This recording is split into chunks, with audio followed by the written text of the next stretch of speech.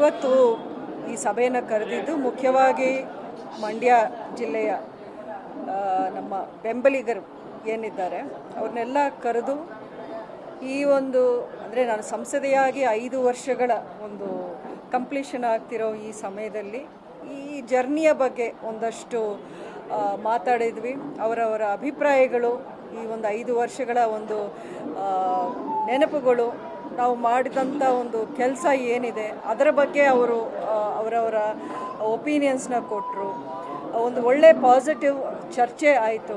ಮುಂದಿನ ಒಂದು ಲೋಕಸಭಾ ಎಲೆಕ್ಷನಲ್ಲಿ ಯಾವ ರೀತಿ ನನ್ನನ್ನು ನೋಡೋಕ್ಕೆ ಇಷ್ಟಪಡ್ತಾರೆ ಅನ್ನೋವಂಥ ಮಾತುಗಳು, ಅದನ್ನು ಚರ್ಚೆ ಮಾಡಿದ್ವಿ.